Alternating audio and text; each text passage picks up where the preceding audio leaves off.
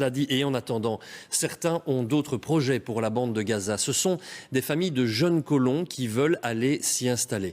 Vous êtes nombreux à nous demander souvent pourquoi ils agissent de la sorte et parfois très violemment à l'égard des Palestiniens qui sont installés là depuis des années.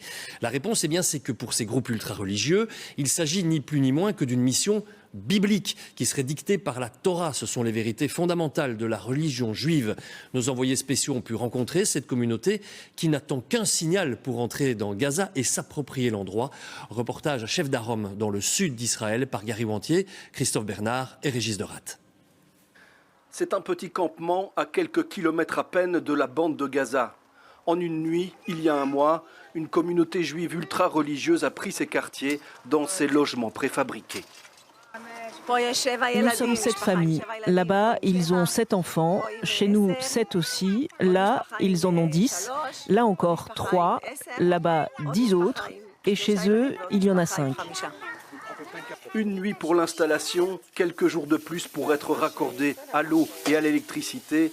Le préfabriqué est un peu exigu, mais la famille se moque du confort. Ici, c'est du provisoire. Notre objectif, c'est d'arriver à Gaza. On pourra avoir plus de place et nous installer dans une caravane plus grande. Pour l'instant, nous sommes un petit peu à l'étroit. À Gaza, on aura une énorme maison avec 3 étages, comme ça. On aura une salle de jeu. Hadar et Dani ont 7 enfants, bientôt 8. Tu veux montrer comment tu dessines Gaza? Avec une maison cassée? Non, pas une maison cassée. Tu ne vas pas vivre dans une maison cassée à Gaza. Ces colons n'attendent plus que le feu vert de leur gouvernement pour installer de nouveaux postes avancés israéliens dans l'enclave palestinienne.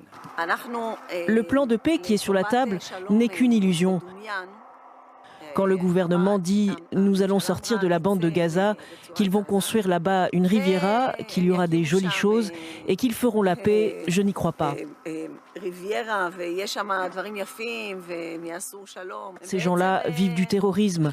Leur seule idéologie est qu'il n'y ait plus de juifs. Si tu leur dis « Ok, on vous laisse le territoire de Gaza », ce ne sera pas suffisant.